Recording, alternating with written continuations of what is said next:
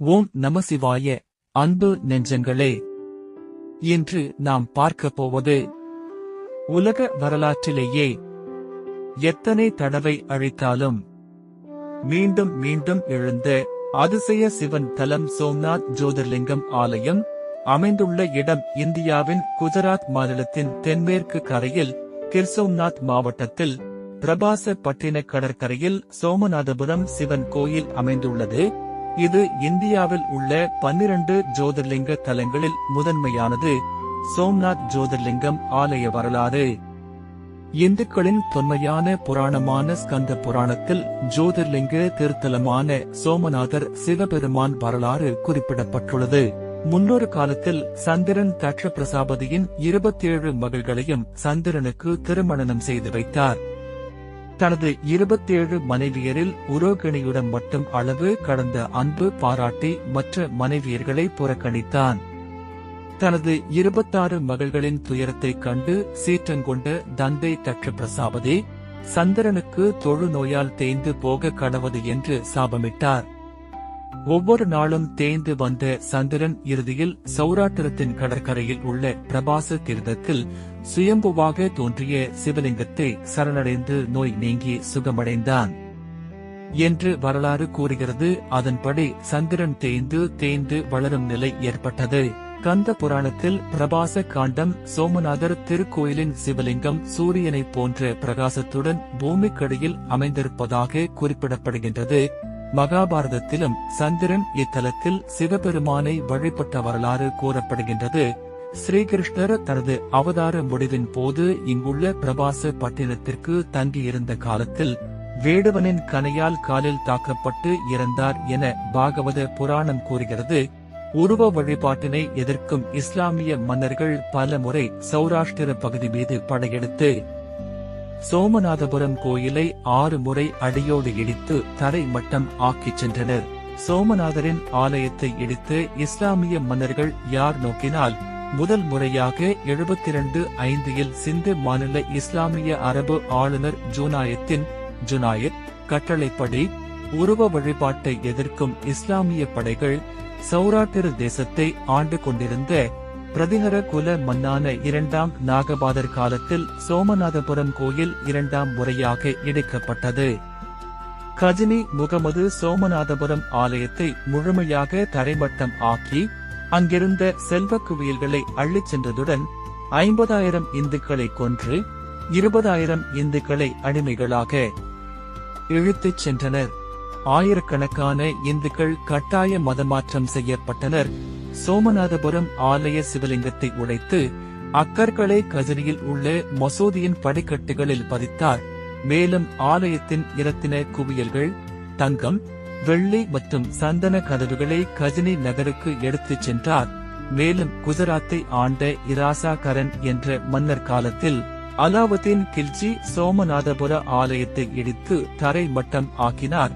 பின்னர் காம்பர் நாட்டின் 2ஆம் கர்ண தேவ வகேலா மன்னரை கொன்று அவரின் மனைவி கமலாதேவியை மதமாற்றம் செய்து மணந்து கொண்டார். கில்ஜி 50,000 பேரை கொன்று 20,000 பேரை அடிமைகளாக பிடித்துச் சென்றதுடன் ஆயிரக்கணக்கான கால்நடைகளையும் கவர்ந்து சென்றார். இந்த செய்தியை ஹாசன் நிஜாமை சேர்ந்த தாஜல் மாசிர் என்ற வரலாற்று அறிஞர் தனது நூலில் குறிப்பிட்டுள்ளார். 1375 ஜூனாகா சுல்தான் முதலாம் முசாபர் ஷா உருவ வழிபாட்டினை அவமதிக்கும் பொருட்டு சோமநாதபுரம் ஆலயத்தை இடித்து தரைமட்டம் ஆக்கினார். 1451 ஜூனாகா சுல்தானாக இருந்த முகமது பேக்டா என்பவர் சோமநாதரின் ஆலயத்தை இடித்து தரை மட்டம் ஆக்கினார். 1701 அவுரங்கசீப் சோமநாதபுர ஆலயத்தை இடித்து தரை மட்டம் ஆக்கிச் சென்றார். 17 தடவை அழிக்கப்பட்ட வரலாறு இந்த கோவிலுக்கு உண்டு. செல்வம் நிறைந்த கோவிலாக இருந்தது. அதனால் பல முறை வெளிநாட்டு ஆக்கிரமிப்பாளர்கள் அழித்தனர். ஆனால் ஒவ்வொரு முறையும் அதே இடத்தில் மீண்டும் எழுந்தது இவர்களினால். சௌராட்டிர தேசத்து வல்லபீபுர யாதவகுல மன்னர் சோமநாதபுர ஆலயத்தை அதே இடத்தில் 2ஆம் முறையாக சோமநாதரின் ஆலயத்தை சீரமைத்து கட்டினார். மூன்றாம் முறையாக 815 இல் கூர்சர பிரதிஹர வம்சத்தின் 2ஆம் நாக பாதர் மன்னர் சோமநாதபுர ஆலயத்தை மறுபடியும் சீரமைத்து கட்டினார். 4ஆம் முறையாக மாளவ நாட்டு போஜராஜனும் பட்டான் நாட்டு சோலங்கி மன்னரும் 1042 இல் சோமநாதபுர ஆலயத்தை மீண்டும் கட்டி எழுப்பினார்கள். 5ஆம் முறையாக 1308 இல் சூதசமா வம்ச அரசன் மகிபாலன் என்பவர் சோமநாதபுர ஆலயத்தை மீண்டும் கட்டினார்.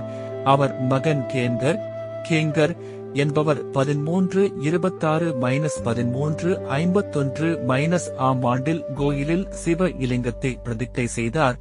6ஆம் முறையாக 1783 இல் இந்தோர் நாட்டு அரசி அகல்யாபாய் ஹோல்கர், நாக்பூர் மன்னர் இராஜா போன்ஸ்லே, கோலாப்பூர் மன்னர் சத்ரபதி போன்ஸ்லே மற்றும் குவாலியர் மன்னர் ஸ்ரீமன் பாடில் புவாஷிண்டே ஆகியோர் ஒன்று சேர்ந்து சிதைந்த போன பழைய சோமநாதபுரம் கோயில் அருகே புதிய சோமநாதபுர ஆலயத்தை மீண்டும் கட்டி எழுப்பினர்.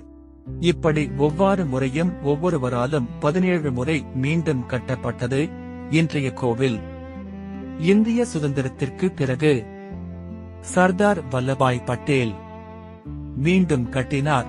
இன்று நாம் காணும் கோவில் சாளுக்கிய கட்டிடக்கலை ஸ்டைலில் அழகாக காட்சியளிக்கிறது. பாண ஸ்தம்பம் உலக அதிசயம். கோவிலின் கடற்கரை பக்கம் ஒரு தூண் உள்ளது. ஆன்மீக நம்பிக்கை. சோம்நாத் தரிசனம் செய்தால் பாப விமோசனம், சந்திர தோஷ நிவர்த்தி, மன அமைதி, வாழ்க்கை முன்னேற்றம் கிடைக்கும் என்று சொல்லப்படுகிறது.